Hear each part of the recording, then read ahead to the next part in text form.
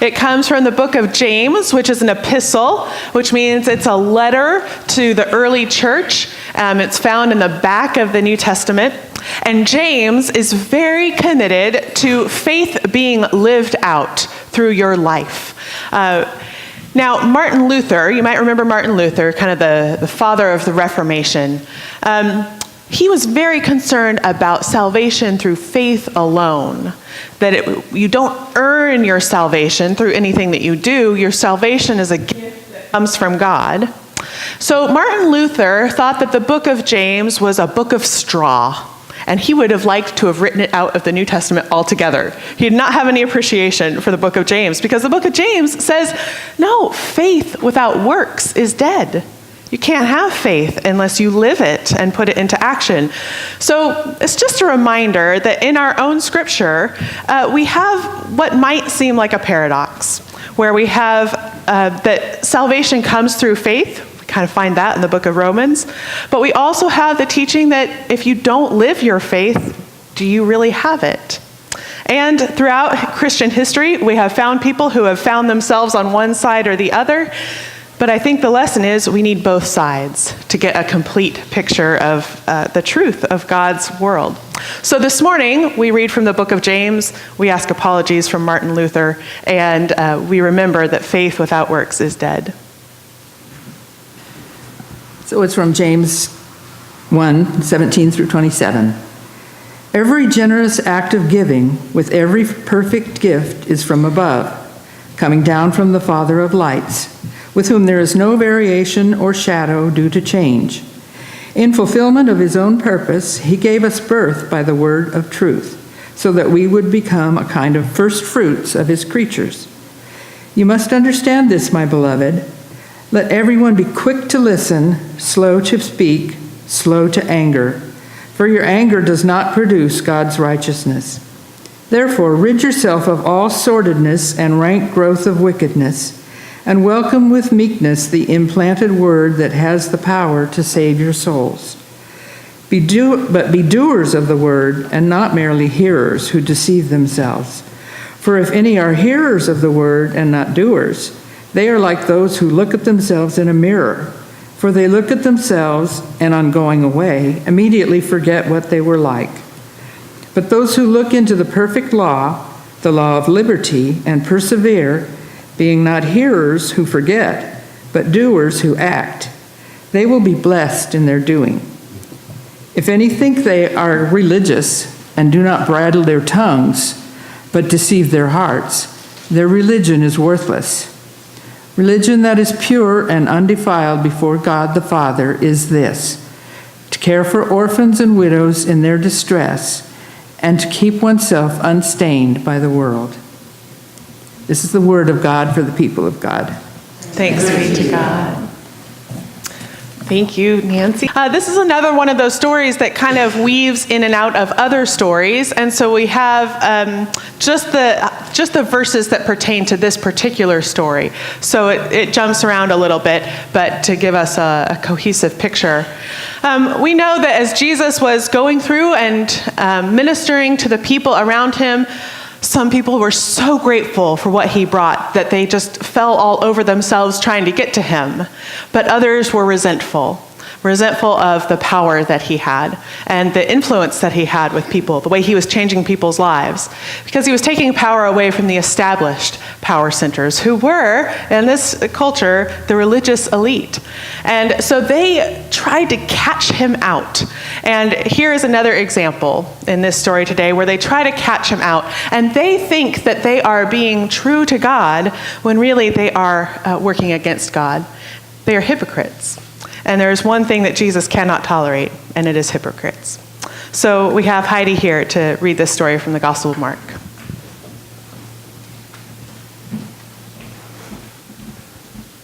Morning. It's kind of low here. The Gospel reading today is Mark chapter 7, verses 1 through 8, 14 through 15, and 21 through 23. The Pharisees had some legal experts from Jerusalem gather around Jesus. They saw some of his disciples eating food with unclean hands. They were eating without first ritually purifying their hands through washing. The Pharisees and all the Jews don't eat without first washing their hands carefully. This is a way of observing the rules handed down by the elders. Upon returning from the marketplace, they don't eat without first immersing themselves. They observe many other rules that have been handed down, such as washing of cups, jugs, pans, and sleeping mats. So the Pharisees and legal experts asked Jesus, "Why are your disciples not living according to the rules handed down by the elders, but instead eat food with ritually unclean hands?" He replied, "Isaiah really knew what he was talking about when he prophesied about you hypocrites. He wrote, 'This people honors me with their lips, but their hearts are far away from me. Their worship of me is empty, since they teach instructions that are human words.' You ignore God's commandment while holding on to rules created by humans and handed down to you." Then Jesus called the crowd again and said, "Listen to me, all of you, and understand.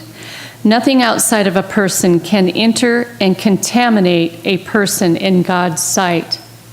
Rather, the things that come out of a person contaminate the person.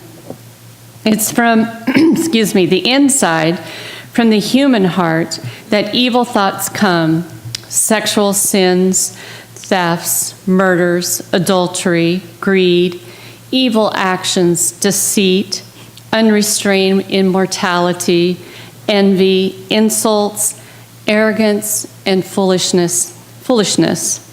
All these evil things come from the inside and contaminate a person in God's sight." This is the word of God for the people of God. Thanks be to God.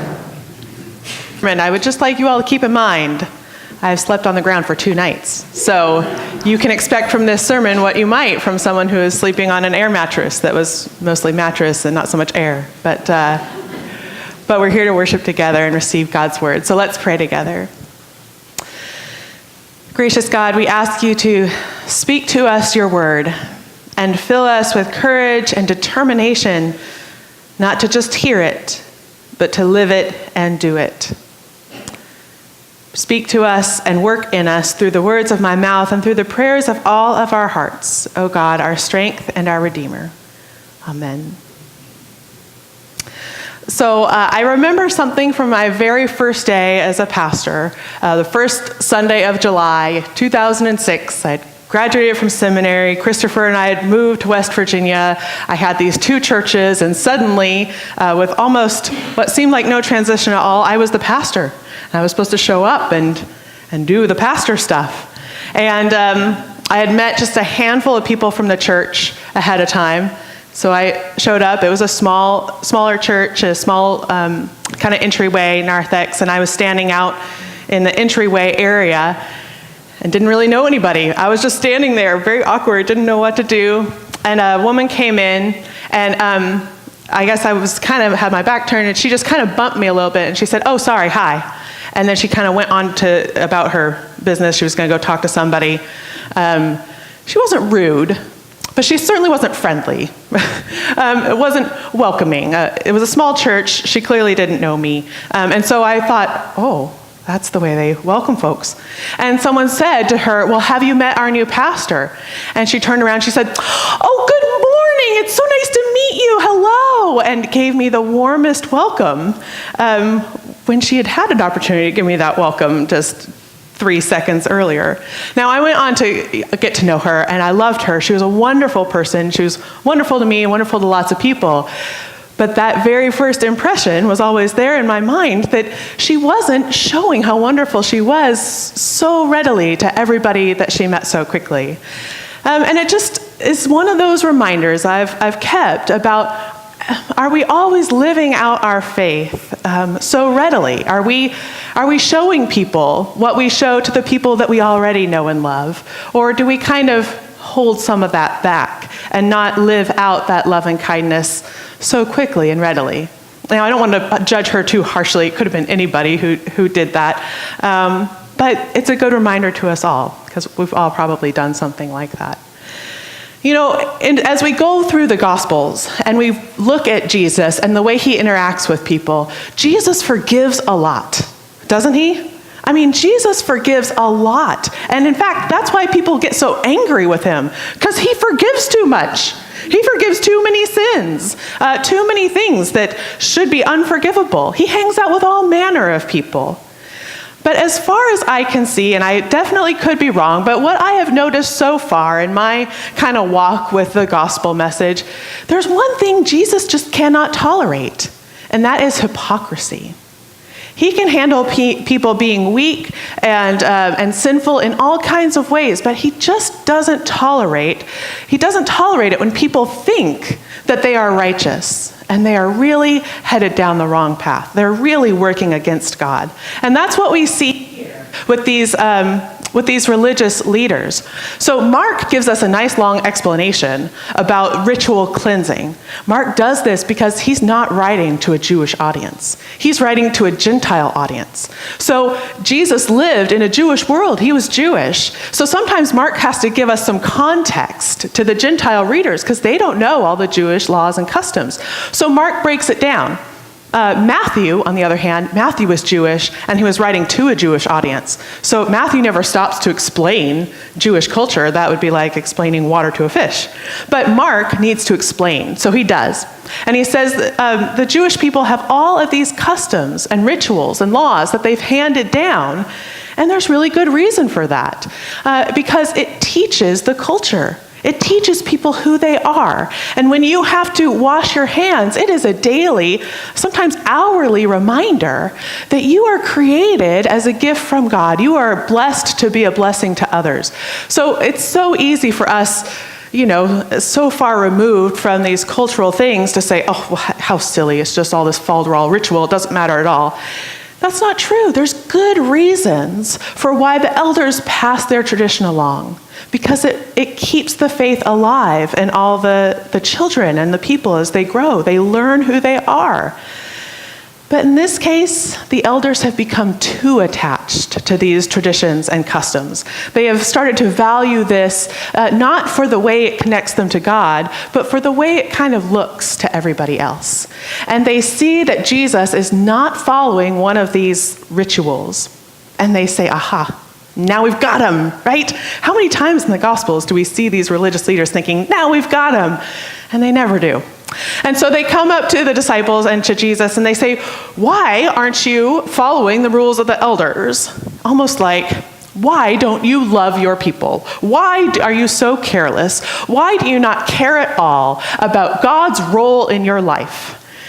Do you hear how ridiculous that sounds? Asking that question to Jesus? Why do you not care about anything that God has taught you? They're a little off base here. And so Jesus says, goodness, you care so much about these rules and rituals. You care so much about human words. He says, Isaiah really had it right about you.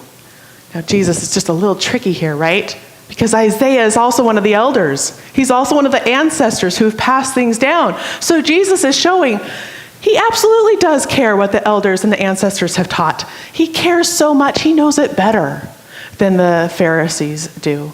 He says, Isaiah really had it right about you. And he said, this people honors me with their lips, but their hearts are far from me. It's hypocrisy when you are saying one thing and you are doing another. Even worse, when you are saying one thing and you don't even mean it. You're not even going to attempt to do it because it's not in your heart. You just want to show off. You want to show that you are in the in crowd and everybody else has got it wrong. Jesus goes on to say, it's not the ritual that makes you clean. It's not the washing of the hands that makes you clean. That's a symbol. It's a reminder that it's what's within that will determine whether you're clean or unclean, whether you are close to God or not. This water isn't going to do anything. It's what's within you that counts, because that's where all the negative stuff starts, right? All the things that can steer you wrong, It's not whether or not you washed your hands or not. It's what's within you. I think this is what James is saying as well, that everything good comes from God, but you can't just hear it. You've got to do it. You've got to live it. He gives some instructions. Here's what it means to live as a person of God, to take care of the people around you, to take care of them. He mentions widows and orphans specifically, those most vulnerable in our world. You've got to care for them. You've got to be slow to anger and quick to listen. Because, boy, we could needlepoint this on a pillow, couldn't we? Your anger does not produce God's righteousness. Oh, you should say that to yourself every time you decide to go on Facebook, right? I could say that to myself. Every time I go, just because I'm angry doesn't mean God thinks I'm right, right? Your anger does not produce God's righteousness. Let's try to live that out and see how that changes our week, our family, our community. James is saying you've got to live your faith out. If you just hear the word, maybe it's not real. So we've got to live our faith. There's one thing that Jesus just can't tolerate, and that's hypocrites, people who hear the word and don't live it. So, friends, that's pretty high stakes for you and me, because we come every Sunday to hear the word, to be filled by it. So we have some responsibility here to not just hear it, but to let our time together in our faith community change us just a little bit, week in and week out. I was wondering this week, why is hypocrisy that one thing that Jesus just doesn't tolerate? And I think that hypocrisy is a way of being dishonest. It's a way of being dishonest to, how I say it, three people. You're being dishonest to people around you by saying one thing but meaning another. You're really being dishonest to yourself as well. It's so easy not just to lie to other people, but to lie to yourself, isn't it? We can really get caught up in self-deception. Even with something as simple as like how much something costs, right? You come home with something that you purchased on sale, and you might round down just a little bit when you're talking to the people who live with you, right? I mean, we can find ourselves in these little white lies to ourselves all the time. And really, isn't hypocrisy a way of lying to God also? Which is so foolish. God knows all. There's no sense in trying to put on airs with God. But it's a way of saying, oh, God, I'm better than I really am. I think hypocrisy is kind of the opposite of the greatest commandment. If the greatest commandment is to love the Lord our God with all that we are, and to love our neighbor as we love ourselves, well, hypocrisy is the opposite of all that. It's to not honor God by trying to be false, to not honor our neighbor by being false, and to not honor ourselves by being false. And when we do all of that, we just cut down any potential for growth. We cut down, we stop any room to go and follow Jesus. If we are honest about who we are and say, I struggle with this area. And if we can say that to ourselves, if we can say it to our neighbor, if we can say it to God, does Jesus welcome that? Absolutely. That's what the Gospels show. Jesus welcomes that in every area, because then the power of the love of God can work on you, and you can grow and change bit by bit. It's a little counterintuitive to the way we normally live. We try to make ourselves look as good and as strong and as infallible as possible, but when it comes to our faith, it's honesty that is more valued, because then God can do that work in us. So I thought back to that story with that gal I met on my very first day as a pastor who treated me not super friendly when I was just any old person, but when I was the pastor, oh my goodness, welcome, hello, such warmth. And I realized, this goes both ways too. Because when I am showing up wearing my pastor self, whether I'm wearing some clothing that shows I'm a pastor or not, I kind of act like the pastor. Right? People are watching me. I'm going to act like that good Christian who is always so welcoming and kind and patient. But when I go out to the grocery store and I've got 20 minutes to come up with something for dinner and I'm tired and people are in my way, I'm not wearing the pastor shirt. Well, right? A little bit different, right? I might not say things out loud, but there are things being said in my head that maybe I wouldn't want people to know I'm a pastor. I thought about that this morning as we put on our church t-shirts, right? Church t-shirts here, a little Vanna White moment. You can get these in the church office, $25. On the back here, it says connecting with grace. Connecting with grace. I got to remember when I'm wearing my church t-shirt that I'm telling people I'm connecting with grace. Now that can be a little self-aggrandizing, right? I'm connecting with grace. So I better live that out. Right? I better show that I'm trying my best to connect to God through grace. And I'm trying my best to connect to others through grace. And I'm trying to connect them to grace. See how that tagline works in all those ways? So we can't be hypocrites. We can't be hypocrites because that's the one thing that Jesus just can't abide. He can abide all those other sins because if we're honest about them, he can work on them and we can grow through them. We can go on and grow toward perfection. But if we lie about all of it, well, then we're doing a disservice to us and we're doing a disservice to our neighbors. So we don't want to be those people who honor God with our lips, but not our hearts. We want to honor God with our hearts, with everything that is within us. And all the right words then will follow. Thanks be to God. Amen. Friends, let's invite our musicians back up. We will